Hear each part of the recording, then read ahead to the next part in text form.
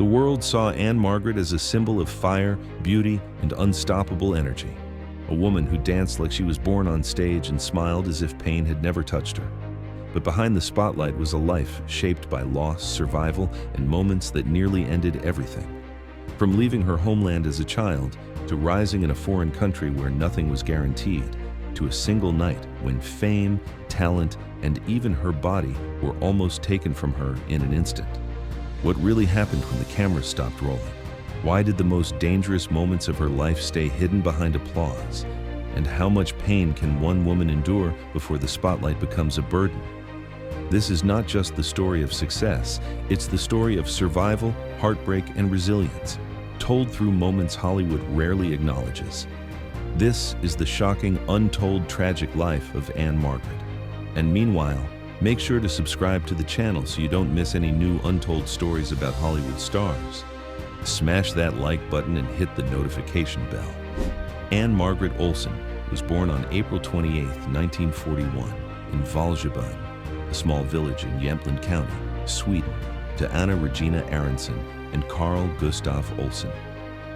Her father had left for America before her birth to seek better opportunities, leaving young Ann-Margret and her mother behind in the harsh Swedish winters. For 5 years, she grew up without knowing her father, hearing only stories and receiving occasional letters from across the Atlantic. In 1946, when Ann-Margret was 5 years old, she and her mother finally made the journey to America, reuniting with Carl Gustav in Fox Lake, Illinois, just outside Chicago. The voyage was long and frightening for a small child, crossing an ocean to meet a man she barely remembered. But when they arrived, her father was waiting, and the family was whole at last. Growing up in a new country wasn't easy. The Olsson family settled in a working-class neighborhood where Swedish immigrants clustered together for support. Young Ann-Margret spoke no English when she arrived, and the transition was jarring. American schools, American customs, American food. Everything was foreign and overwhelming. Yet, her parents instilled in her a fierce work ethic and determination that would serve her throughout her life. Ann-Margret's discipline, diligence, and perseverance helped her thrive. She quickly acclimated to her surroundings, learned English with remarkable ease, and became an outstanding student at New Trier High School in Winnetka. But it wasn't her academic prowess alone that made her stand out. Even as a teenager, there was something magnetic about her, a combination of innocence and sensuality, vulnerability and strength. Ann-Margret discovered her passion for music and dance at a young age, and she knew she was destined for the stage. Her parents, though hardworking and modest, recognized their daughter's extraordinary talent and encouraged her pursuits. She studied dance, took voice lessons, and performed whenever possible, at school functions, local events, and eventually in more formal settings. She was a natural-born star, oozing talent and charisma that caught the attention of everyone around her. While attending Northwestern University, she joined a singing and dancing group called the Subtle Tones, performing at local venues and slowly building a following. It was during one of these performances that her life changed forever. A talent scout noticed her electrifying stage presence and arranged for her to audition in Los Angeles. In 1961, at just 20 years old, Ann-Margret was cast in a small role in the film Pocketful of Miracles, directed by the legendary Frank Capra. Though her part was minor, her screen presence was undeniable. Hollywood took notice. That same year, she was cast in the film version of Bye Bye Birdie, the role that would make her a household name. The 1963 film showcased everything that made Ann-Margret special: her dancing, her singing, her vivacious energy, and that indefinable quality that made audiences unable to look away. Critics raved, and overnight, she became one of the most sought-after actresses in Hollywood. Her rise to stardom, however, was not without its challenges. As an immigrant with a thick Swedish accent that she worked tirelessly to minimize, she faced subtle and not-so-subtle discrimination in Hollywood. The industry preferred its stars to be all-American, and Ann-Margret's foreignness was sometimes seen as a liability rather than an asset. Studio executives tried to mold her into something more palatable, more conventional. But Ann-Margret had her own ideas about who she wanted to be. She refused to be just another blonde bombshell, insisting on roles that showcased her versatility as an actress and performer. Her fierce determination and resilience paid off as she shattered barriers and reached the pinnacle of success. Throughout the 1960s, she starred in a string of successful films including Viva Las Vegas, 1964, The Cincinnati Kid, 1965, and Carnal Knowledge, 1971, which earned her an Academy Award nomination. She became known for doing her own stunts and dance numbers, refusing to use body doubles. This commitment to authenticity would later prove nearly fatal. Just as her star was shining brightest, tragedy struck. It wasn't just an emotional blow.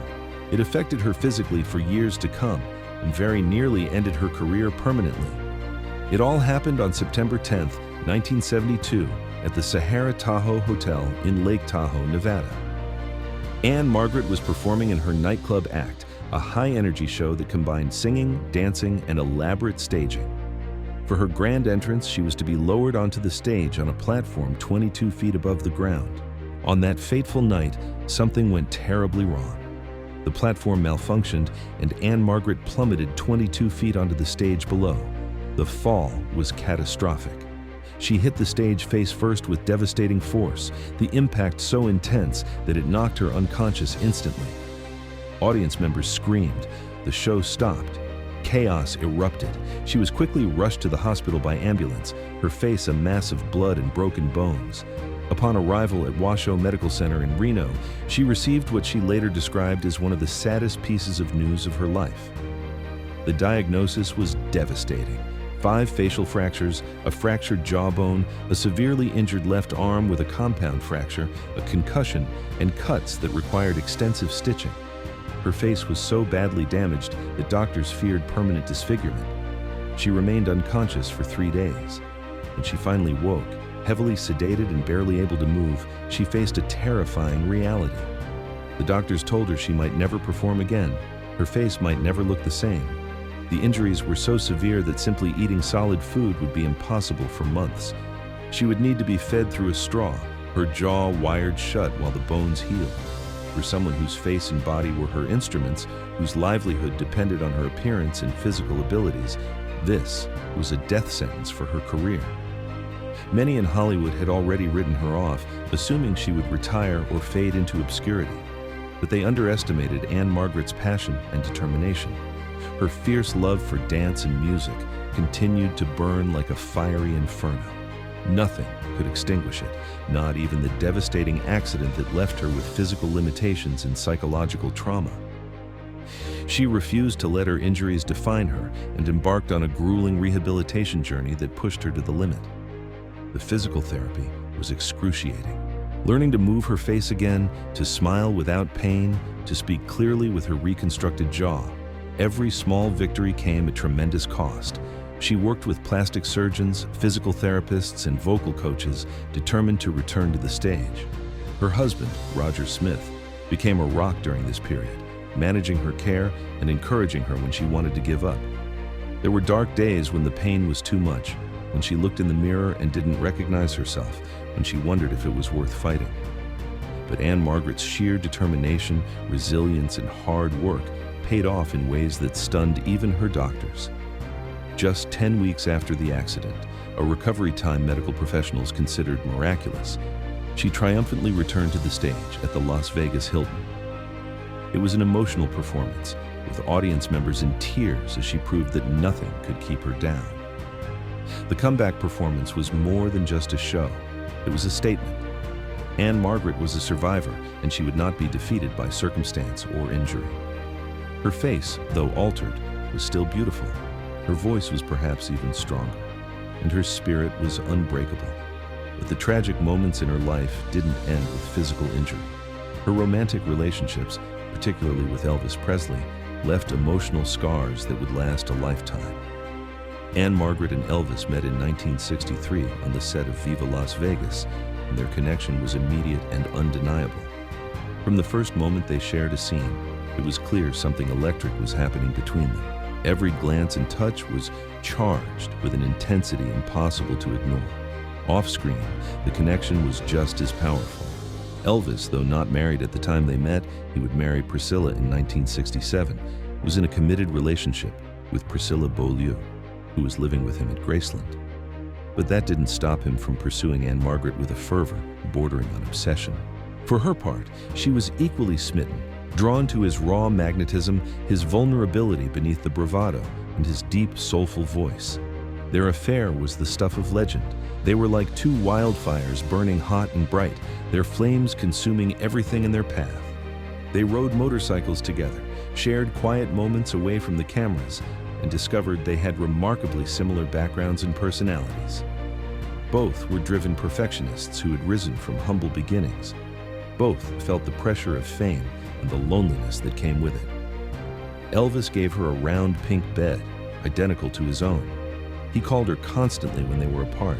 Friends said they had never seen him so genuinely happy and relaxed with anyone. Ann-Margret later described their relationship as the most intense of her life, saying they were soulmates who understood each other completely. But as intense as their love was, it was also fraught with complications. Elvis was torn between his feelings for Ann-Margret and his commitment to Priscilla, whom he had promised to marry. The press had gotten wind of the affair, and the publicity was becoming unmanageable. Colonel Tom Parker, Elvis's controlling manager, disapproved of the relationship and pressured him to end it. The final blow came when Ann-Margret mentioned their relationship in a press interview, something Elvis considered a betrayal of privacy. Though she later said the comment was taken out of context, the damage was done. Elvis felt she had exposed their private relationship to public scrutiny, and he pulled away. In the end, Elvis chose Priscilla. He married her in May 1967, and Ann-Margret's heart was broken. Devastated and with no other option, she had to move on from the man who had captured her heart so completely. She threw herself into work, accepting role after role, anything to keep from thinking about what she had lost. Yet even as they went their separate ways, the memory of their romance lingered. They remained friends, though the closeness was never quite the same. Whenever Ann-Margret performed in Las Vegas, Elvis would send flowers, guitar-shaped arrangements that became his signature gesture. He never forgot her, and she never forgot him. If her relationship with Elvis was fire, her marriage to Roger Smith was earth, solid, enduring, and life-sustaining. They first met on the set of the 1965 film Once a Thief. Smith, a former actor-turned-manager, was calm where she was passionate, steady where she was volatile. It was a complementary match. They married on May 8, 1967, just days after Elvis married Priscilla in a private ceremony in Las Vegas. Roger immediately took over management of Ann-Margret's career, steering her toward more serious roles and away from the sex symbol image that Hollywood wanted to impose on her. He believed in her talent and fought for her to be recognized as a legitimate actress, not just a beautiful face. Their union endured for a remarkable 50 years until Smith's passing on June 4, 2017. But it was not an easy 5 decades. In the early 1980s, Smith was diagnosed with myasthenia gravis, a chronic autoimmune neuromuscular disorder that causes progressive muscle weakness. The disease took a terrible toll on his body, gradually robbing him of mobility and independence. As his health deteriorated over the decades, Ann-Margret took on the role of his primary caregiver. The emotional and physical burden was enormous. She watched the strong, capable man she had married become increasingly dependent, unable to perform even basic tasks without assistance. The disease progressed slowly but relentlessly, and there were times when the caregiving duties threatened to overwhelm her. Despite the challenges, her unwavering love and support never faltered. She adjusted her career to accommodate his needs, turning down roles that would take her away from home for extended periods. She became an advocate for myasthenia gravis research, using her celebrity to raise awareness and funding. Most importantly, she remained devoted to Roger, ensuring he had the best possible care and quality of life. Friends marveled at her dedication. In an industry known for brief marriages and easy divorces, Ann-Margret and Roger Smith stood as a testament to the power of commitment and genuine love. Their relationship was the most enduring of her life, built on mutual respect, deep affection, and shared values. But Roger was not her only romantic connection in Hollywood. She had relationships and friendships with some of the industry's most iconic men. Her connection with Frank Sinatra was particularly significant. He became both a mentor and, briefly, something more. Sinatra admired her talent and helped advance her career, but their relationship was complicated by his mercurial temperament and numerous other romantic entanglements. She was also romantically linked to Burt Reynolds in the late 1960s, though neither confirmed the extent of their relationship. Reynolds was known for his charm and his string of high-profile romances, and Ann-Margret was understandably cautious about being another conquest. Their connection was genuine, but ultimately brief. The question remains, why was Ann-Margret's love life before Roger so tumultuous? Was it the nature of her profession, the men she chose, or something deeper within her? Perhaps it was a combination of all these factors. Hollywood in the 1960s and 70s was a hedonistic place where relationships were often as superficial as they were passionate. Ann-Margret, with her intense personality and deep need for connection, may have been seeking something authentic in a world built on illusion.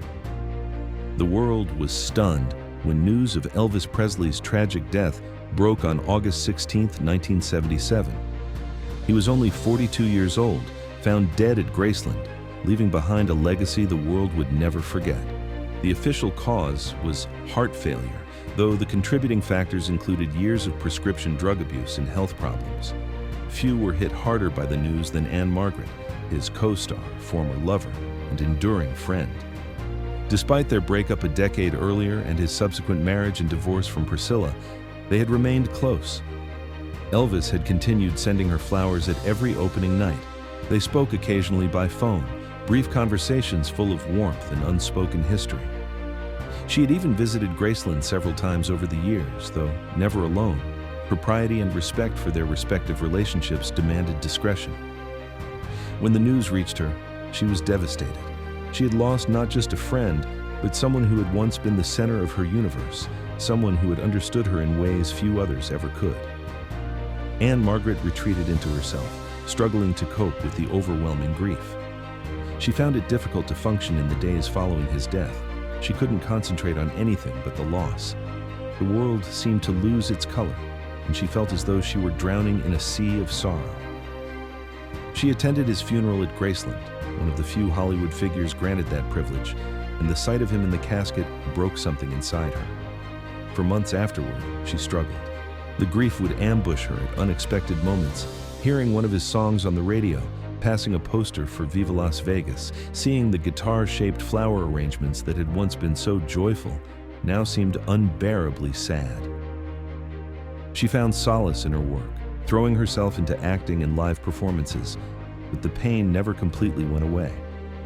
Roger understood and gave her space to grieve, never jealous of the love she still carried for Elvis. He knew that some connections transcend ordinary romance, that Ann-Margret and Elvis had shared something rare and precious. It wasn't until many years later that Ann-Margret was finally able to process her grief fully and reach a place of acceptance. She began to look back on her memories of Elvis with fondness rather than pain, cherishing the time they spent together and the profound impact he had on her life. She spoke about him in interviews with warmth and respect, never exploiting their relationship for publicity, but honoring his memory with grace. Despite the tragic losses and near-death experiences, Ann-Margret's star continued to shine brightly throughout her career. She proved herself to be far more than a sex symbol, earning critical acclaim for her dramatic performances. Her role in Carnal Knowledge, 1971, earned her an Academy Award nomination for Best Supporting Actress, and her performance in Ken Russell's Tommy, 1975, brought another Oscar nomination. She won 5 Golden Globe Awards throughout her career and received an Emmy Award for her television work. In 2010, she was honored with a star on the Hollywood Walk of Fame, though characteristically, she remarked that the recognition came decades after she had expected it. The entertainment industry, she noted wryly, had a long memory when it came to typecasting. Even into her 70s and 80s, Ann-Margret continued working, proving that talent and determination could overcome age discrimination in Hollywood. She took character roles in films and television, no longer the ingenue, but rather the wise, weathered woman who had seen everything life could throw at her and survived. In the end, the story of Ann-Margret is not primarily about romance, fame, or even tragedy.